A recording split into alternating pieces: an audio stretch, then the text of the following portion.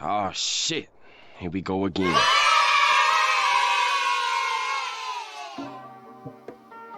Well, howdy, partners. It's Reg, the big homie and your friend. At it one more again, trying to find a new way to win. What y'all doing this evening? Me? I'm Aces. Just trying to stay in God's graces. Maybe put some smiles on y'all faces, but y'all don't hear me though, do you? Y'all do not hear me duh. How we doing tonight out there in the big bad cities? All over the world. That's dope, man. We live in a time where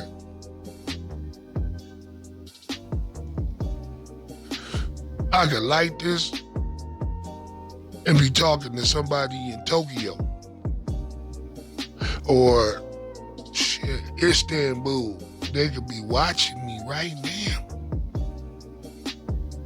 I'm 50, I'll be 50 in May. Do you know the technology we use now, like the FaceTime and all that? Man, that shit was on the Jetsons. I don't think y'all hear me. That shit was on the Jetsons. That shit wasn't called FaceTime. That shit was a visiphone. Just think, man. We alive at one of the greatest points in history.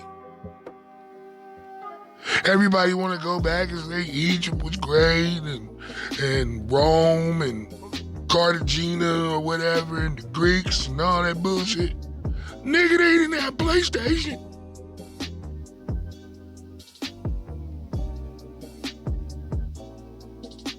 They didn't have Madden and 2K. What you talking about? You better be thankful when you born.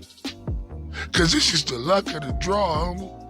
As a black man, I could have been born during the Emmett Till time. I don't want to do that. I feel for him, but man, did you see what they did to Cuz? Just because he looked at a woman, I'd have been got my head crushed because I stay peeking. So just embrace where we at right now and love it and enjoy being here, man, because it's one thing y'all gotta remember. There are way more people dead than there are people alive right now. And you're lucky enough to be here. Give it up one time for being here, man.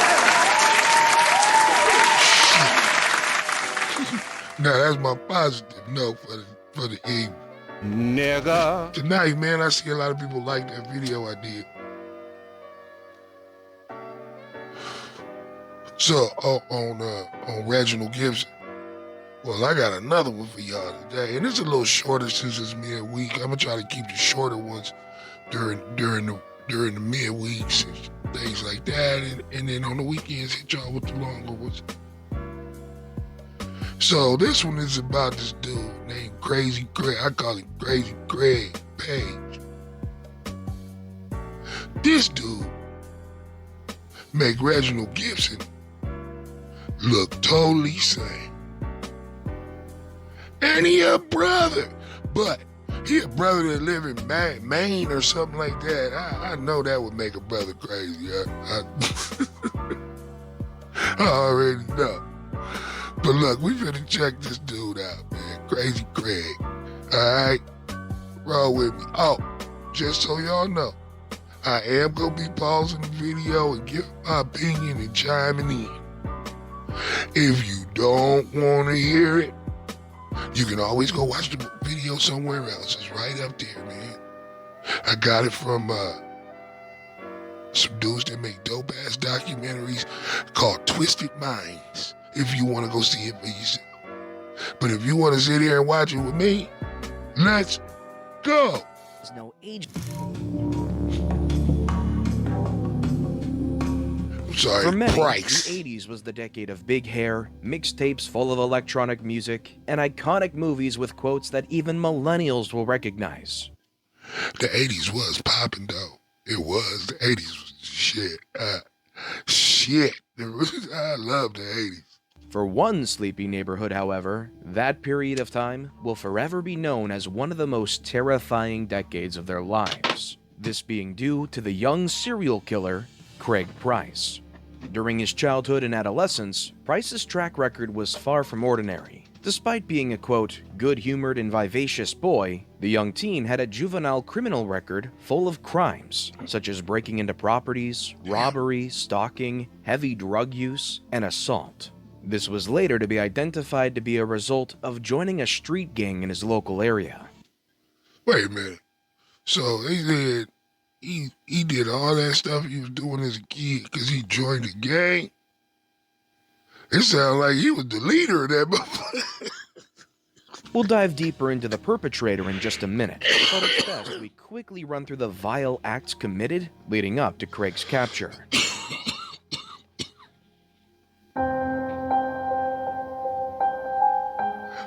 On the 27th of July, 1987, the town... She looked like the 1980s super white girl that used to go to the wrestling matches. You know she used to be in the audience in WWE. of Buttonwood in Rhode Island was shocked after the body of a 27-year-old mother of two, Rebecca Spencer, was discovered, stabbed 58 times in her head and chest. God. Rebecca's murder was incredibly vicious and brutal, Hell an act yeah, that was could only she- have been carried out by the sickest of minds. What makes the crime that much worse was that the murderer broke into her home and took a 10-inch knife from the victim's kitchen to carry out the vile act. Talk about making yourself at home. Fortunately, Rebecca's two children were not at home to witness the murder, a detail that most likely saved their life. Her body was later discovered by her own brother after he returned from a night shift at work.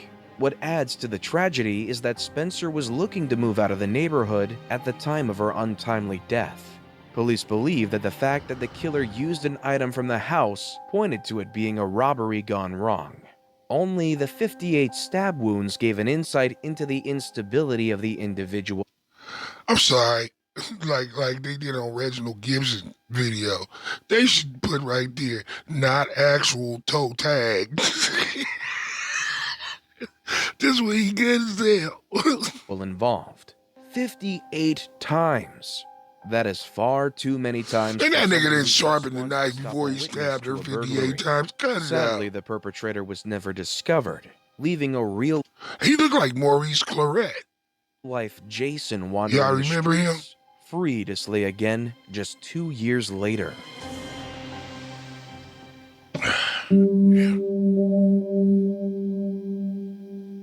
On the 4th of September 1989, a 39-year-old woman named Joan Heaton was found dead with 11 stab wounds to her chest, face, and neck, as well as showing trauma caused by a blunt instrument. What makes this more chilling is that she only lived a few hundred yards away from Rebecca Spencer's house, the first murder victim. However, the killer had cut through a window screen to get inside of the house, only this time bringing his own steak knife with him. Them niggas said a steak knife. That don't look like no steak knife Jason holding at the door, man. Shit. That look like a bone crusher. Sadly, Joan's two daughters were in the house at the time and were not spared the unthinkable acts. 8-year-old Melissa Heaton was beaten and stabbed 7 times, while her sister, 10-year-old Jennifer Heaton, was stabbed 62 times and had sustained a fractured skull. After their grandmother didn't hear from the family over Labor Day, she realized something was wrong and walked into a scene that would make the Carrie prom scene look like a Mr. Clean commercial. Yeah, Carrie was crazy when they poured all that blood on her. That was insane. But he stabbed the baby girl 62 times. What? I'm sorry, that just kind of made me queasy. Ugh. When she entered the house, she saw the walls and floors covered in blood. A little further inside, she spotted Joan lying beneath some blood-soaked sheets in the hallway, while Jennifer was lying close to her mother and Melissa on the kitchen floor. This is a I can't even crack no jokes on moms having the Jim and Tammy Baker hairdo. Hey, cause what he did to the baby, damn. a scene that nightmares are made from. Unfortunately for the devoted mother and grandmother, this is one bad dream that will haunt her to the end of her days. Not actual granny. The scene was so gruesome, in fact, the best way to describe it was to quote a Warwick police detective, Kenneth Anderson, who investigated the scene with his own two eyes. Just because he was 15 at the time, he wasn't just some poor little innocent kid that went astray. He killed 4 people. And he's talking like he killed these people like it was nothing. I mean, like absolutely nothing. That was the actual police.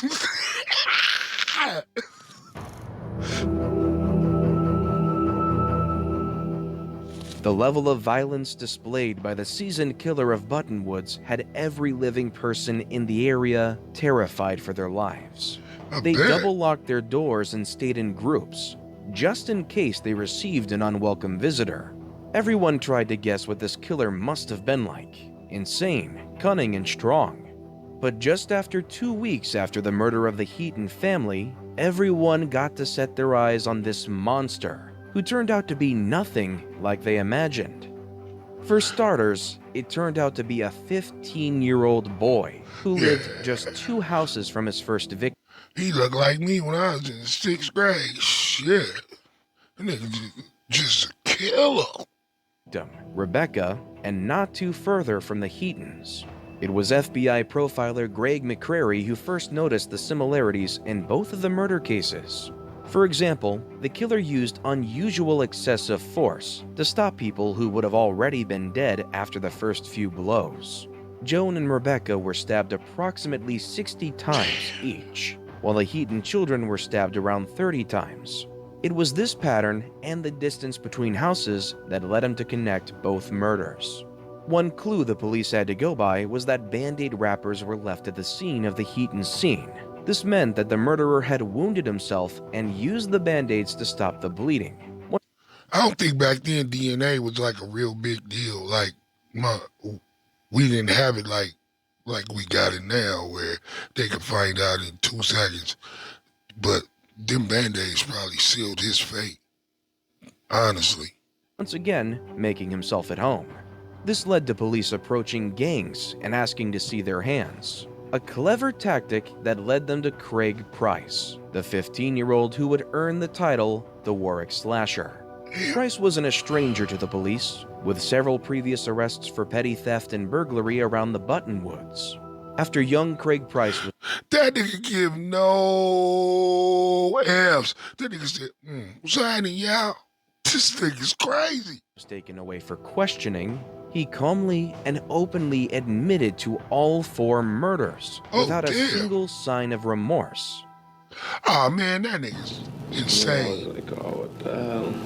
I ran into like the kitchen. On top of the refrigerator was a knife. And I just killed them. How did you hurt your hand? When I was stabbing, I guess I got careless or something. Like, I stabbed my own finger. After a police search at his home, a murder weapon was discovered in his garden shed. This proved that the 15-year-old wasn't making things up for attention. Not actual police going to his because they go in there like they finna kill somebody. He already in custody. This means that he was just 13 when he first... And he looked like a normal little cool little kid, man. I wouldn't have never known it. broke into the house of Rebecca Spencer's home and brutally murdered her.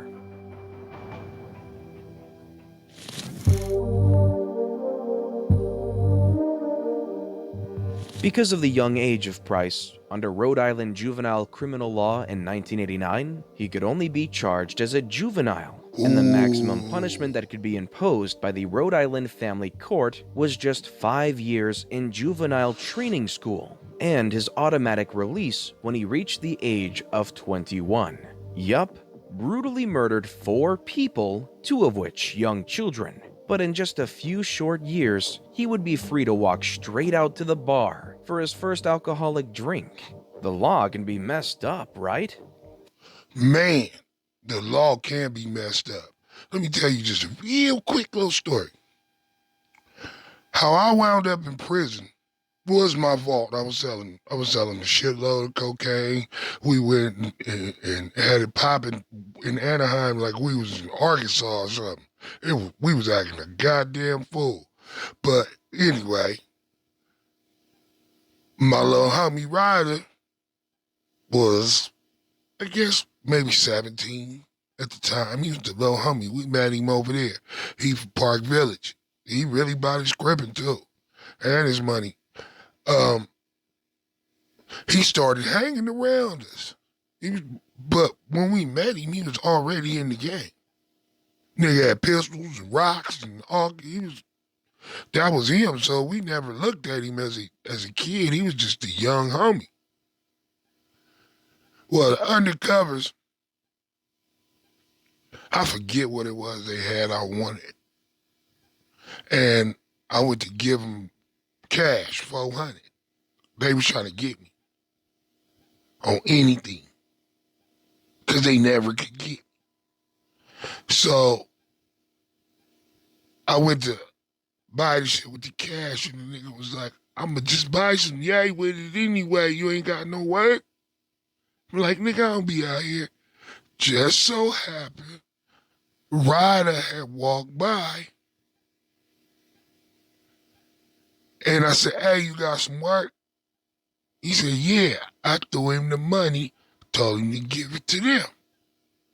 That became my control in the case, employing a minor to sell drugs. Then while I was down at the station, I found out that I had popped up at the spot to drop off something or whatever. And the homie didn't know no better. He didn't know they was undercovers. They wanted an ounce of powder. He was trying to sell them the ounce of powder. They played it like, nah, nigga, you young niggas be selling us trash. Where Reg at? Reg gonna give me the right. So the little nigga said, hold up. He went in the house, came back out and said, Reg gave me this for you. I didn't give him nothing. He didn't even say nothing to me. Then he came in the house and gave me some money and told me he what he did.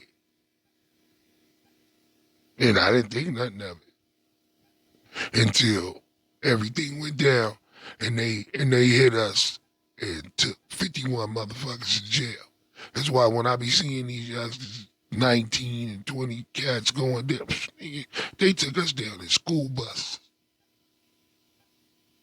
Right here in California. Ask the homie Mash, ask the homie Rock, they know. Anyway, back to the movie. Following his arrest, an ongoing battle ensued for psychiatric assessments to be carried out with the young prisoner.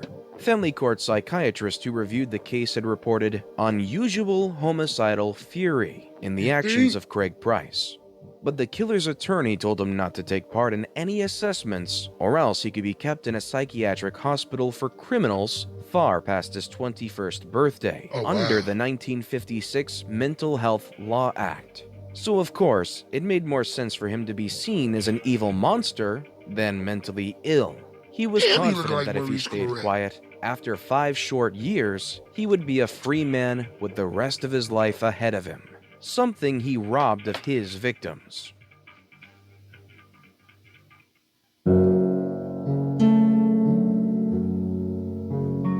A police detective, Kevin Collins, could see the injustice in the law system and decided to form the Citizens Opposed to the Release of Craig Price, a group determined to prove that releasing Price would lead in more blood, murder, and tragedy. Through their hard work, within months of Craig Price being arrested and his attitude towards his actions, Rhode Island passed state legislature, ensuring those under 16 years old could be tried in an adult court if the crime was serious enough. A huge win for... Oh, I forgot to tell y'all. The reason I told y'all about Ryder, when I got to the county, I'm getting ready to go to trial for employing a minor. But he was in the county with me. In adult man's jail. Imagine that. the families of his victims and the rest of society. One huge loss for the cocky teenager who was no doubt planning his spring break when he walked free. Between 1989 to 1993, Craig Price kept refusing to be assessed for his mental health, until he finally agreed after being found in contempt of court after lying about his crimes to a forensic psychiatrist called Dr. Richard Barnum about his crimes. As a result of his deception, in 1997, he was found guilty of criminal contempt of court and was sentenced to 25 years in prison, 10 of which had to be served.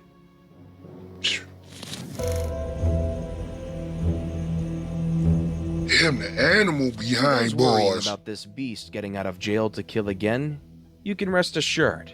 While in jail, Price managed to get his hands on a weapon That and white man stabbed a was prison resting guard. assured. Luckily, the injury wasn't fatal, but it did increase his sentence greatly. Damn, he flighted the guard. That nigga, joining the gang, he was the gang. Since his being captured, he's committed 40 crimes while behind bars, which include fights and extreme violence.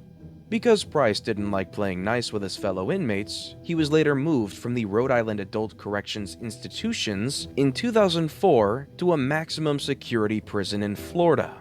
In 2017, the cold-hearted killer was charged with attempted murder after stabbing another inmate with a crudely fashioned weapon. All of these wonderful acts means that the Warwick slasher will never spend a day as a free man. A fact that no doubt comes as a relief to the people of Rhode Island, especially the family members of his victims. In 2018, the confession tapes of the murder of the Heaton family emerged thanks to an investigation done by Target 12. In that conversation with police, which took place just 2 weeks after the gruesome murder, Price explains how Joan fought back and bit him. So like a wild animal, Price bit her back. Price tells detectives mom fought back. She bit me. You can see the mark right there. She bit me then, I bit her back. He also tells of how Joan kept telling her children to get to the phone, but they stayed pinned to the wall in fear. These tapes arrived a year before Price had the possibility of being released. Luckily, the increased interest in the case nationwide resulted in the Warwick slasher staying put behind bars for many more years to come. Damn, I bet he started serving cats. Speaking of the family, what became of those whose lives were turned upside down by a single teenager who should have been sneaking into movie theaters and crushing on Molly Ringwald? Well, Joan Heaton's mother became a Rhode Island victims' rights activist along with her 2 sisters. This allowed them to help others who are put in the same position because of monsters like Craig Price. Gail Vocales, Joan's sister, said that the tragedy has only made them stronger as a family, saying that they've become fighters for other families. Gail Vocales initially said that Price is a waste of a person, forever throwing himself pity parties about being locked up. I mean, can you blame her for thinking that? A man who shows zero remorse for the awful acts he committed when he was still a young teen deserves nothing more than the lowest of opinions. Regardless of age, if you knew you did those horrific things, you would still be able to feel some sort of guilt years later. That is, of... No, you can't say that, man. You can't. You're not in that dude's brain. Stop it. Of course, if you have a heart. In 1997, however, Gail accepted an apology made by Price in court. Whether he meant it or not is still up for discussion. For Mary Lou, the other sister who discovered the bodies of the 3 Heaton girls, forgiveness will never happen. She walked in to find 3 of her closest family members murdered in cold blood. What a hellish thing to witness. When Craig Price, aka the Warwick Slasher, was interviewed about the foul acts against Rebecca Spencer, he said, I truly felt like getting away with it was my fate and destiny. I really felt clever and supreme. I acted just like everybody else who thought a killer walked their neighborhood streets. These chilling words show two very important things. The first is that evil does discriminate when it comes to the age of those filled with it, while the other proves by acting like other people, even the wolf in sheep's clothing can go undetected for a long period of time. What do you mean, narrator, that he could hide it? I didn't get that part. I'm sorry. I gotta go back. I didn't understand what he was trying to say. Hold on. Their neighborhood streets. These chilling words show two very important things. The first is that evil does discriminate when it comes to the age of those filled with it. Yeah. What are you talking about? It discriminates, or are you trying to say that it's non-discriminate? And he just went crazy, luck of the draw. I don't get it, man. You guys are already painting him as a monster. I mean, he is, but if you don't see that dude is insane and need to be in an insane asylum, you don't want to see it. While the other proves by acting like other people, even the wolf in sheep's clothing can go undetected for a long period of time. That is until the wolf gets a little too comfortable and incredibly desperate to satisfy its hunger again.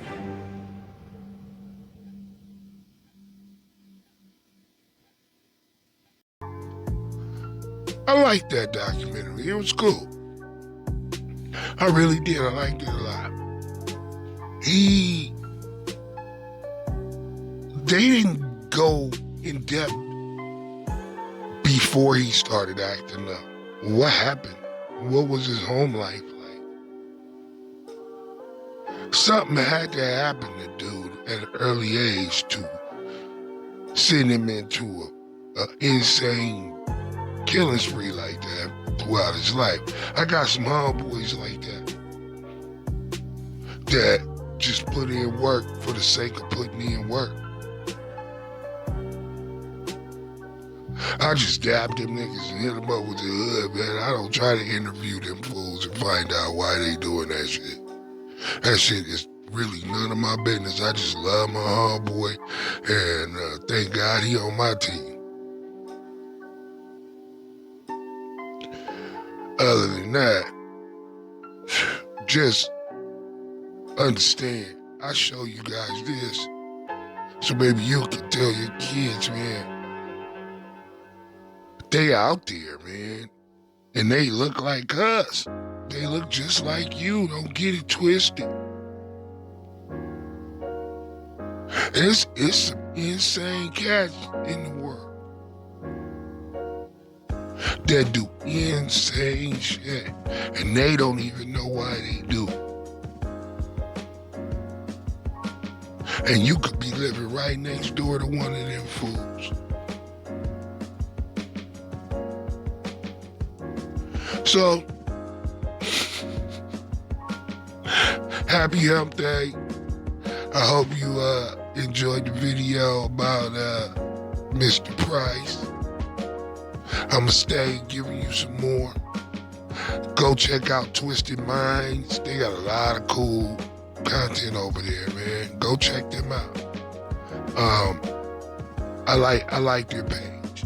The documentaries are a little shorter, and they don't really go in depth to the backstory of the person, at least not enough for me. But the stories are well put together, and, you know, it entertains me. It makes me laugh, and I get to just say what I'm thinking. Shit that usually just stay in my head, I get to say it to y'all.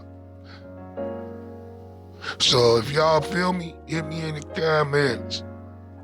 Make sure that y'all like and subscribe and all that, man. Help me out. Look out for your boy. If you're seeing this on Facebook or the gram, follow the link, man. Go over. Thank you for coming to YouTube. It don't take much. I just sat here and smoked a $30 blunt. Telling y'all about the goodness of this fool murdering motherfucker. And also, any of my football fans remember Maurice Colorado, the running back from Ohio State that tripped out with the vest and the gray goose and the guns and all that shit. Remember? I mentioned that nigga in the flows. That nigga look just like dude. I'm gonna put a picture up. Watch. He looked just like dude. I mean, like uncanny. And they both cuckoo for cuckoo. Hey man, I just sat here and got blown. I hope y'all enjoy me like I enjoy y'all. And if you spend 1 second watching these videos with me, man, it means a lot. So everybody be smart, be safe, keep your head on the swivel, and try to do something nice or say something nice to somebody just because. But you don't hear me though. Anyway, man, I love y'all. And remember, one thing don't never change. We all neighbors. Peace!